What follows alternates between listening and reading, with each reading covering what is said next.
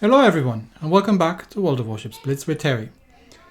Today we'll have a look at the new update 3.2, which came out, I think, Wednesday night is when I've seen it, at least in Australian time. It's probably a slightly different time on your side.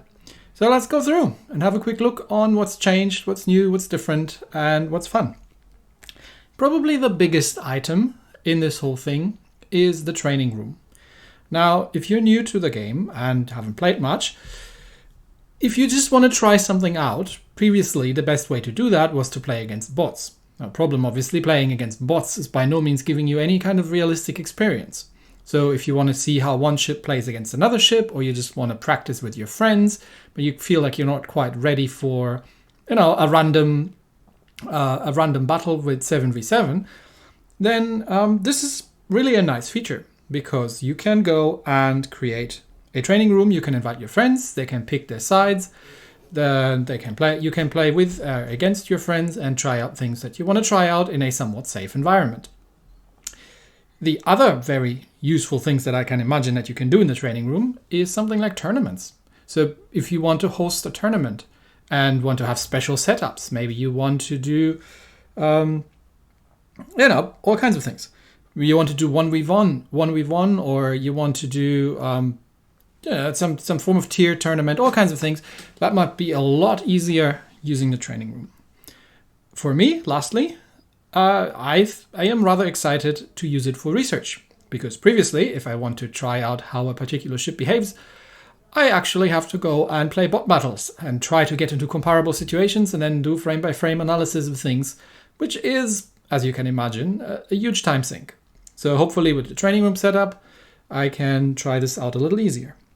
Now, unlike bot battles, which give you a bit of resources, but not as much as a regular random battle, the training room doesn't actually give you much. So you don't pay anything, then you don't pay any upkeep, you don't pay for your consumables or all these kind of things, but you also don't get anything out of it at the end. So the training room is really there to do literally that. It's a dojo. You can practice in this environment. I think this is amazing, and I'm really excited about this and to try this out. What else have we got? The Blitz Royale, the Fortnite PUBG fanfic in World of Warships, has apparently been married, if you've ever seen PC, with the arms race mode. So we now get random buffs, as in speed buffs, detection buffs, and all other kind of things that pop up that you can collect to improve your ship stats. And yes, if you've seen this on PC, this is kind of the arms race mode, and to a degree this seems to have been integrated into the Blitz Royale thing. One big theme in this whole thing, in this update, is team play and fleet operations. So a lot of things are here now that almost require you to be part in a fleet and to join with your fleet mates and play in divisions in order to make use of them.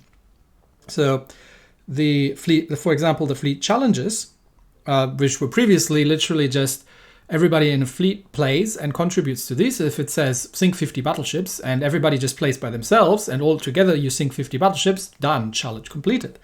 But now there's an actual team challenge, which means you need to play in a division with somebody from your fleet in order to complete that. So there's a theme here towards getting you to join others to do more team play. So that's an interesting thing. There's a whole reward system, with a final completion reward that you get whenever the whole thing rolls over, and all kinds of stuff. I don't know yet what we're going to get out of these, but it sounds good.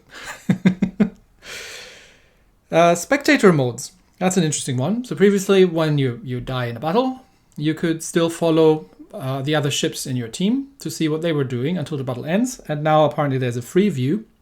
And again, this makes a lot of sense if you think about the training room. Because, for example, if you want to do if you wanted to cast a tournament, then you would need somebody who's observer, and they would need to be able to, freely position the camera such that they can make sure that they tell of what's really going on. And I think that's super exciting. It would be actually really awesome to have some form of tournament organized and see how these things work out and use this setup to, host them. I think that'd be great. As we all know, and feared, the Shipyard has been rotated. So removed from the Shipyard have been the Cesare, the Roma, the Maya, the Missouri, Yukikaze, and the Zuma. Conspicuously absent is the Siegfried, which I scrambled on Monday to review before the Wednesday rollover, just to find out that plot twist, she's still there. So we have now we now have a couple of ships added. The Agincourt, which is a very good tier 5 British battleship, a premium. I'm pretty sure I have a review out of that thing. The Key, which is one of the few ships that I actually don't have and have never played. Even in my press account, she's absent.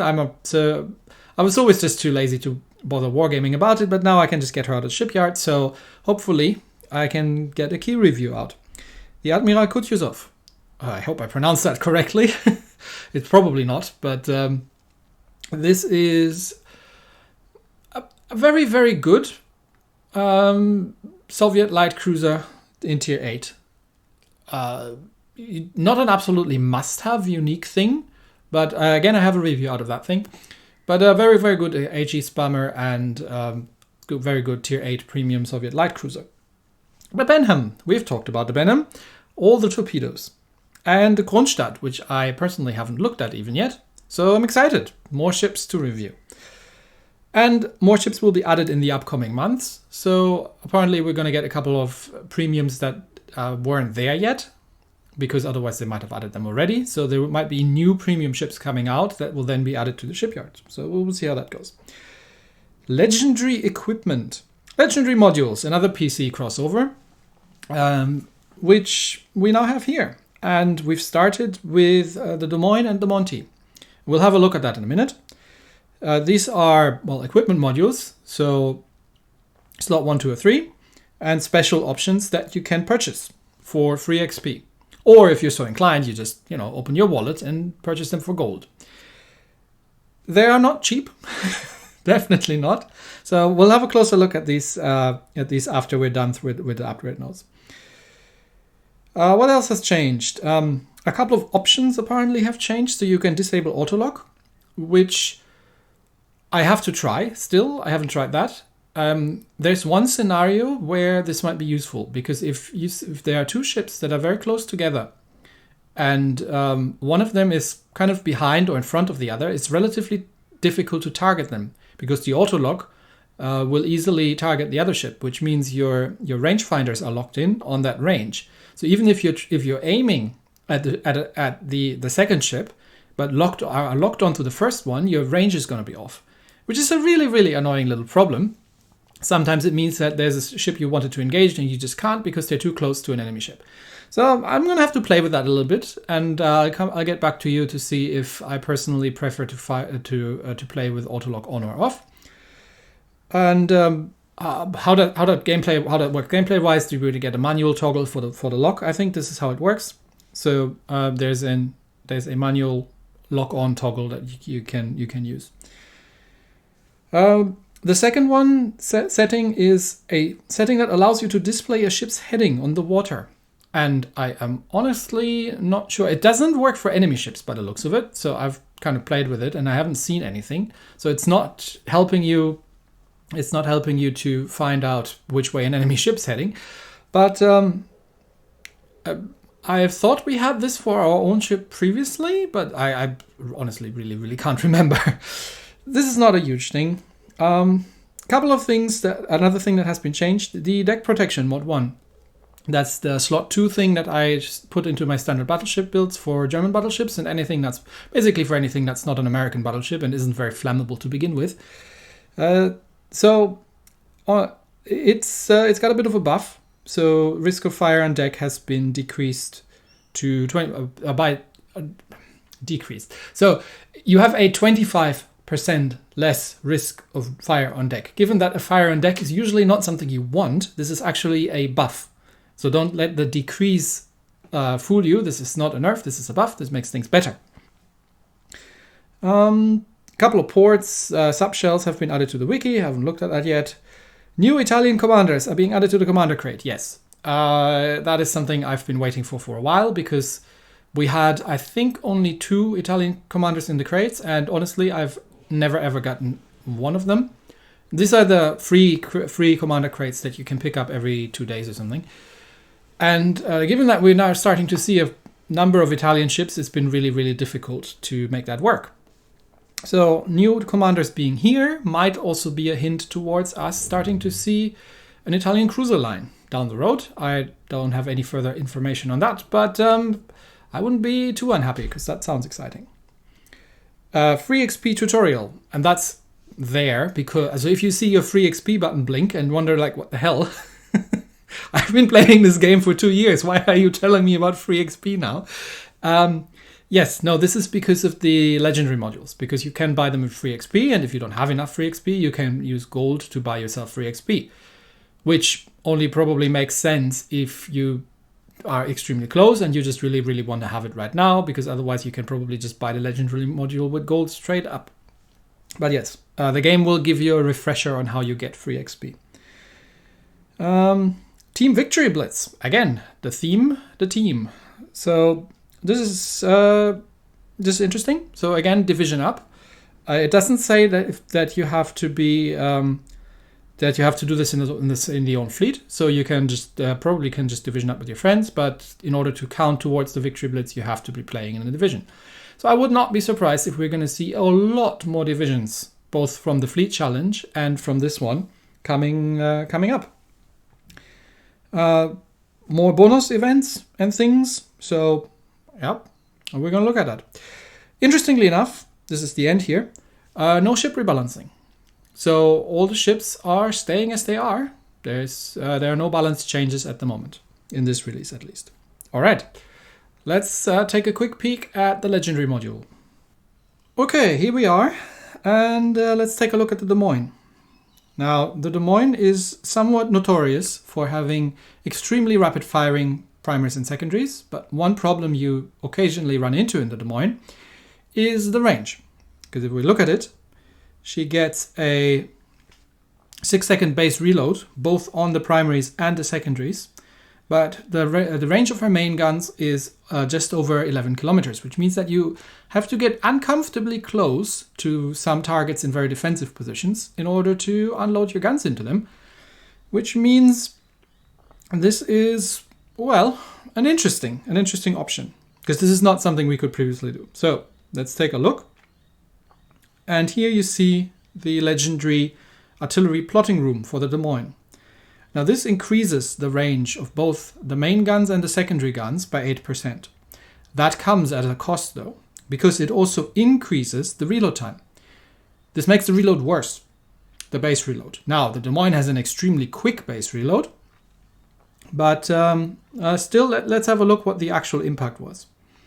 So we purchased that. First we have to sell the current one, and then we purchased that for 250,000 free XP. There we go.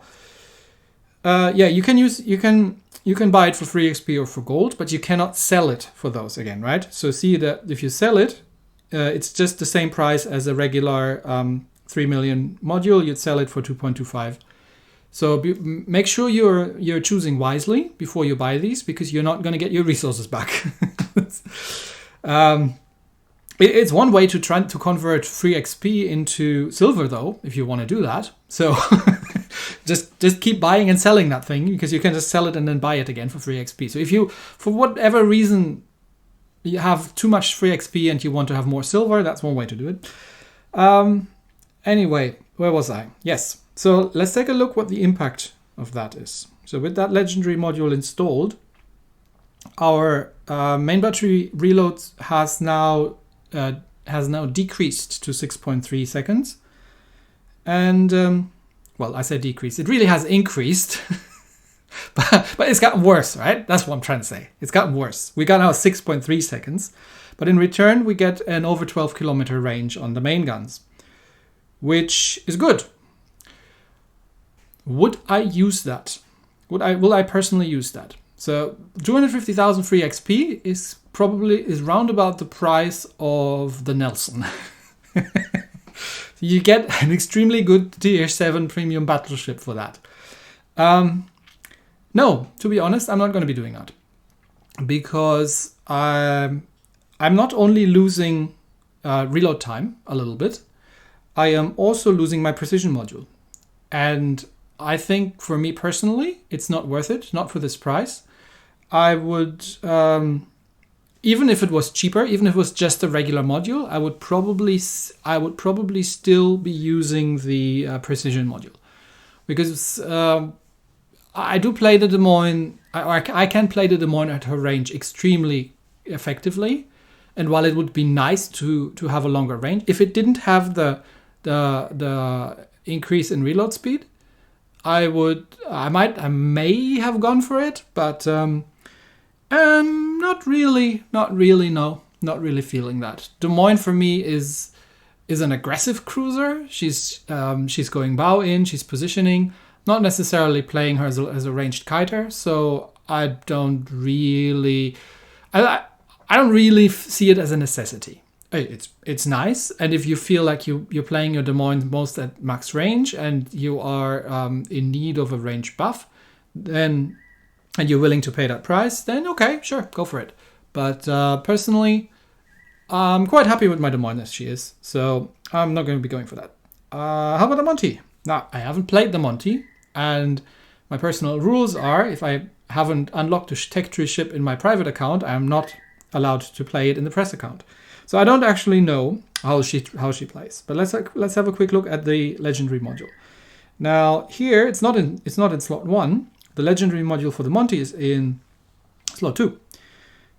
This actually looks reasonable. Now you would probably let's have a look at the values. And again, I haven't played the ship, but she has a base time to full speed of almost 28 seconds. So probably most of the experienced tier 10 players are going to have her with the acceleration mod in slot 2. She gets 30%